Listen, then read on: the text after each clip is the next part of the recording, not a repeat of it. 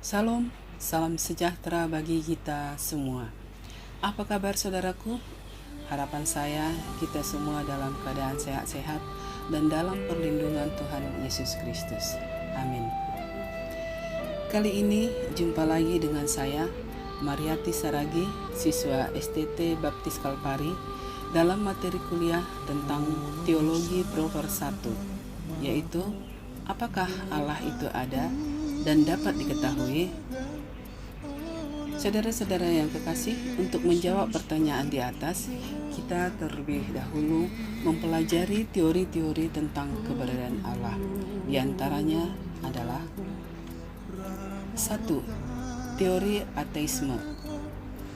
Teori ateisme, orang yang mengaku ateis dengan sangat yakin, meyakini bahwa Tuhan itu tidak ada. Ateisme berarti ideologi atau paham yang menyatakan Allah itu tidak ada. Atheos, bahasa Yunani, artinya tidak ada Allah. Atheos plus isme menjadi ateisme, yang dalam bahasa Yunani menjadi ateismos.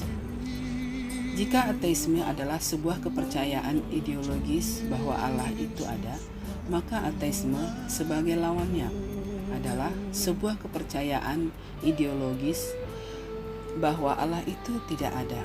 Inilah definisi paling mendasar dari paham ateisme. Teori yang kedua yaitu teori agnostisisme, yang pada prinsipnya memandang bahwa manusia tidak bisa memberikan jawaban mengenai apakah Tuhan ada atau tidak. Bagi penganut paham ini, jawaban ada atau tidak memiliki nilai yang sama karena eksistensi Tuhan tidak bisa dibuktikan secara ilmu pengetahuan empiris dan positivistik. Kemudian kita masuk dalam teori ketiga, yaitu teori deisme. Berasal dari bahasa Latin, Deus yang berarti Tuhan, adalah kepercayaan filosofis yang menyatakan bahwa Tuhan ada di dalam dunia sebagai pencipta alam semesta, kemudian tidak ikut campur dengan dunia yang diciptakannya, menolak hal-hal yang metafisik. Deisme dijelaskan sebagai paham yang meyakini bahwa agama yang benar adalah agama alam atau nature religion, yaitu agama yang dapat dicapai oleh semua orang melalui akalnya tanpa kecuali. Nah, kemudian teori yang keempat adalah teori panteisme. Teori panteisme adalah paham yang berlawanan dengan deisme. Allah diakui dalam penciptaannya, hal yang natural dan supernatural digabungkan. Kuasa Allah dihilangkan, karena menurut pandangan ini, Allah tidak memiliki kepribadian, kecerdasan, dan kehendak. Kemudian kita masuk dalam teori kelima, yaitu teori politeisme. Teori politeisme adalah bentuk kepercayaan penyembahan kepada alam yang mengakui adanya lebih dari satu Tuhan, atau menyembah kepada banyak dewa-dewa. Secara harafiah, berasal dari bahasa Yunani, poli artinya banyak, theoi adalah Tuhan. Jadi politeoi berarti banyak Tuhan. Nah, inilah sebagian dari teori-teori tentang keberadaan Allah, namun tidak bisa dibuktikan. Ini menurut teori antiteistik. Dan kemudian saudara-saudara, kita masuk dalam beberapa argumentasi yang bisa membuktikan keberadaan Allah. Ini menurut pendapat Thomas Aquinas. Argumentasi pertama adalah argumentasi kosmologi. Argumentasi kosmologi, keberadaan Allah adalah penyebab utama kehidupan. Setiap benda atau perubahan baru yang ada dalam dunia harus memiliki penyebab mula-mula. Argumen kosmologis bisa juga disebut sebagai argumen sebab akibat. yang artinya sesuatu yang terjadi di alam ini pasti ada penyebabnya.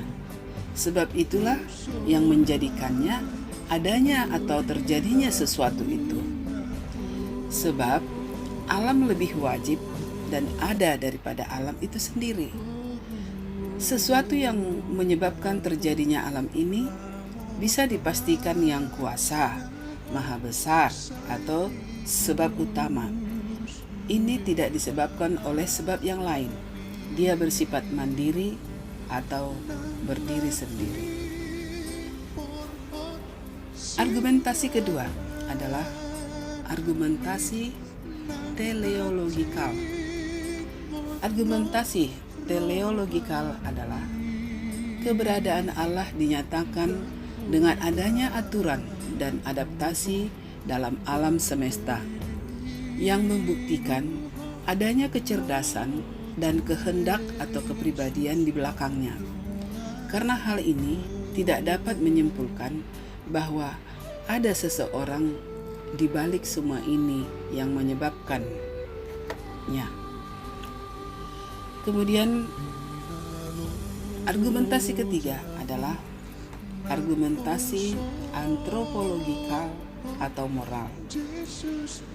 Argumentasi antropologi lokal atau moral ini, keberadaan Allah dinyatakan dengan adanya kesadaran moral dan sejarah dari umat manusia. Keberadaan manusia mengesankan bahwa ada sesuatu yang lebih tinggi dari manusia yang dapat memuaskan dari kecerdasan, emosi, tindakan.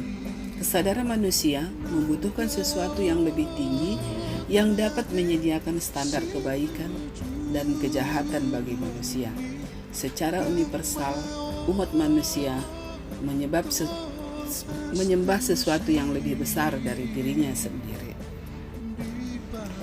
Kemudian argumentasi keempat adalah argumentasi ontologikal, adalah manusia memiliki ide mengemasi makhluk yang sempurna. Ide ini tidak mungkin datang dari makhluk yang terbatas. Oleh karena itu, makhluk yang sempurna ini pasti eksis di suatu tempat.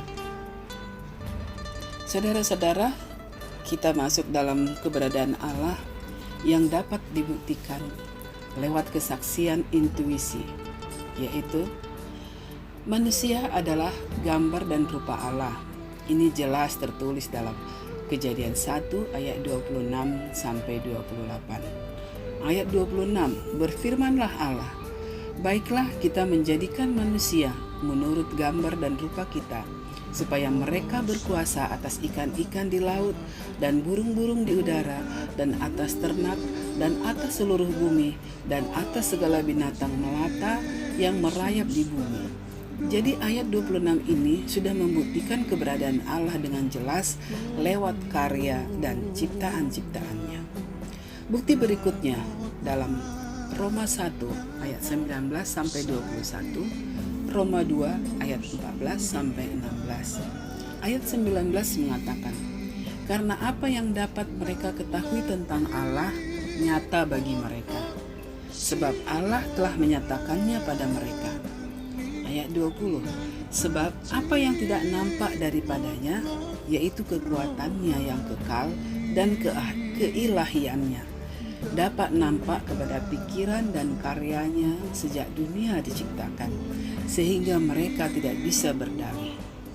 Manusia tidak menangkal keberadaan Allah tanpa melanggar hukum Allah sebagai ciptaan Allah, karena manusia diciptakan menurut gambar dan rupa Allah dan memiliki kesadaran beragama. Kemudian kita masuk dalam kesaksian Alkitab.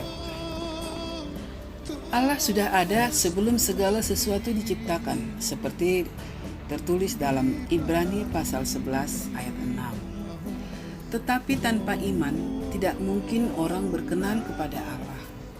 Sebab barang siapa berpaling kepada Allah, ia harus percaya bahwa Allah ada, dan bahwa Allah memberi upah kepada orang yang sungguh-sungguh mencari Dia.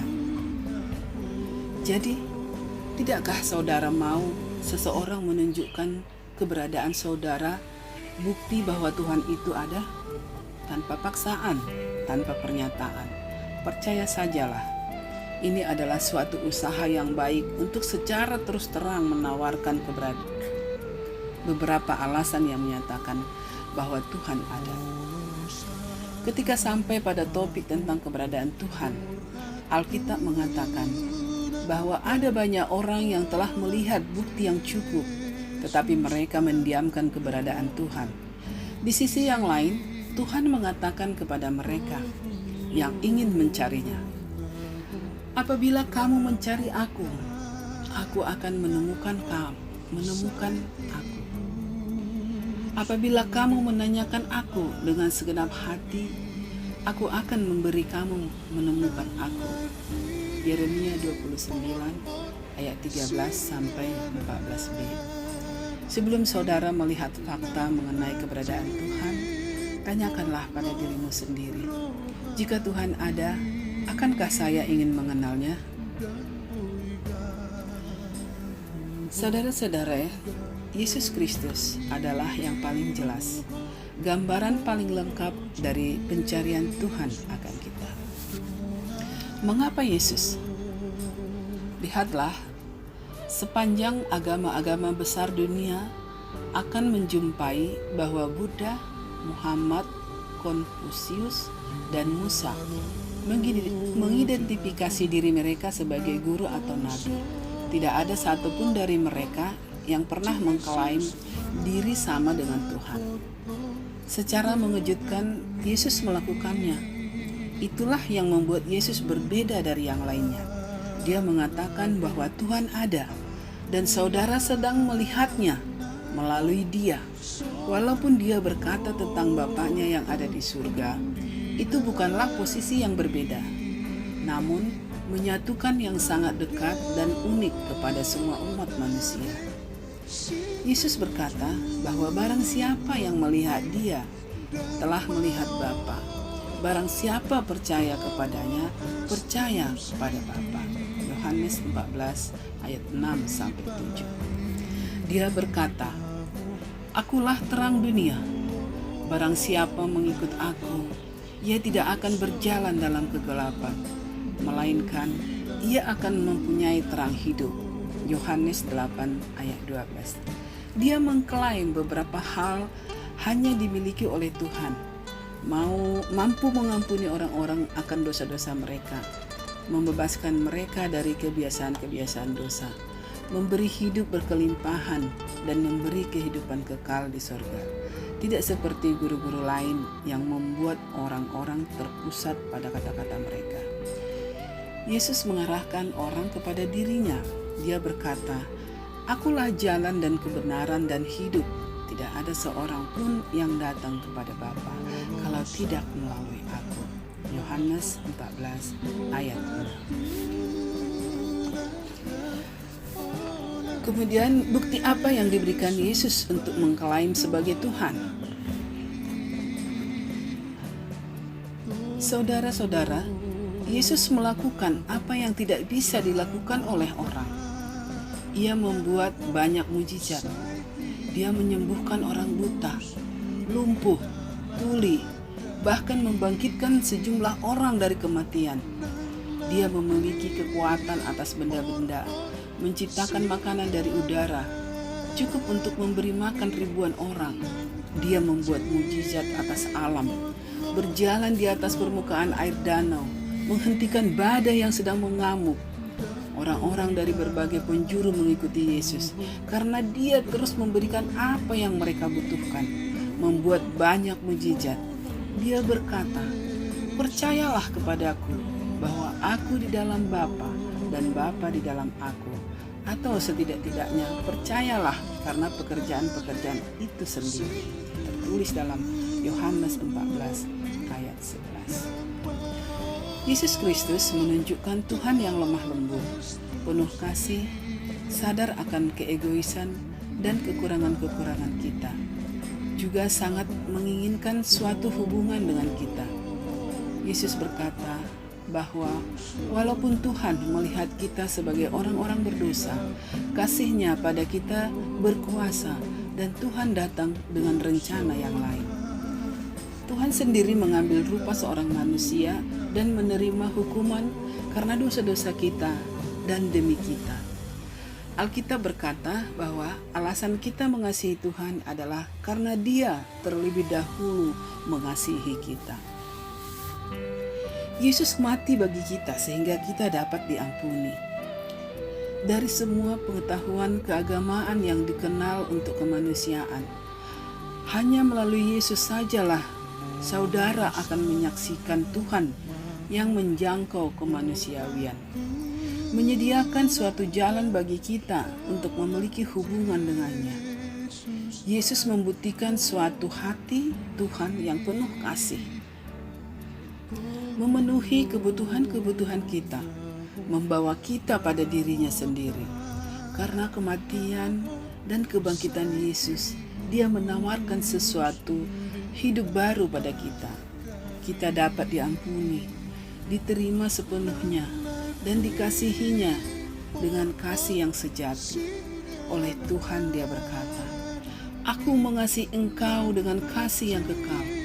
Sebab itu aku melanjutkan kasih setiaku kepadamu." Yeremia 31 ayat 3.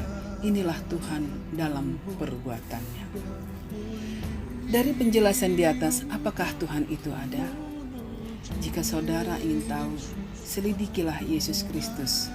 Kepada kita dikatakan, karena begitu besar kasih Allah akan dunia ini, sehingga Ia telah mengaruniakan anaknya yang tunggal, supaya setiap orang yang percaya kepadanya tidak binasa, melainkan beroleh hidup yang kekal.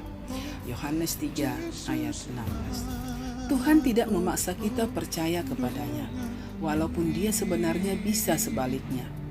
Dia telah menyediakan bukti keberadaannya yang cukup untuk kita, agar bersedia meresponnya. Jarak bumi yang sempurna dari matahari, sifat kimia unik dari air, otak manusia, DNA, sejumlah orang yang membuktikan pengenalan akan Tuhan, getaran dalam hati dan pikiran kita untuk menentukan bahwa Tuhan ada, kesediaan Tuhan untuk dikenal melalui Yesus Kristus. Jika saudara ingin memulai suatu hubungan dengan Tuhan, sekarang saudara dapat melakukannya. Ini adalah keputusan saudara, tidak ada paksaan di sini.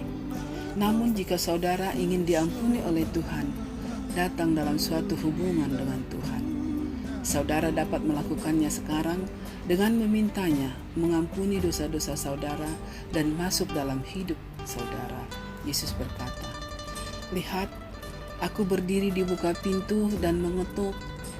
Jika ada orang yang mendengar suaraku dan membukakan pintu, aku akan masuk mendapatkannya, dan aku akan makan bersama-sama dengan dia, dan ia bersama-sama dengan aku." Wahyu 3 ayat 20. Jika saudara ingin melakukannya, namun tidak tahu bagaimana mengatakannya, ini mungkin membantu. Dengan berdoa, "Tuhan Yesus, terima kasih atas kematian-Mu bagi dosa-dosaku. Engkau mengenal hidupku, dan aku mau Engkau mengampuniku. Aku minta Engkau sekarang mengampuniku dan masuk dalam hidupku. Aku mau mengenal-Mu dengan benar. Datanglah dalam hidupku sekarang. Terima kasih karena Engkau menginginkan suatu hubungan dengan saya. Amin." Tuhan melihat hubunganmu dengannya sebagai sesuatu yang tetap, menunjuk kepada semua yang percaya kepadanya.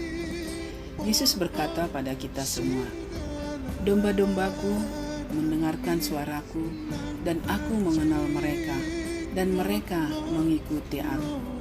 Dan aku memberikan hidup yang kekal kepada mereka, dan mereka pasti tidak akan binasa sampai selama-lamanya, dan seorang pun tidak akan merebut mereka dari tanganku." Yohanes 20 ayat 27 sampai 28. Jadi apakah Tuhan itu ada? Melihat semua fakta-fakta ini, siapapun dapat menyimpulkan bahwa satu Tuhan yang penuh kasih ada dan dapat dikenal secara intim atau secara pribadi. Demikianlah saudara-saudara ulasan saya pada materi Teologi Proper 1 Kiranya pertemuan ini boleh bermanfaat bagi rekan-rekan mahasiswa dan juga boleh menambah pengetahuan bagi saudara-saudaraku yang mendengar dimanapun berada. Dan jangan lupa saudaraku, mohon like dan di subscribe ya. Dan saya mohon maaf atas kekurangan dan kelebihan penjelasan saya. Sampai jumpa dalam pertemuan berikutnya. Tuhan Yesus menyertai saudara dan saya. Amin. Salam.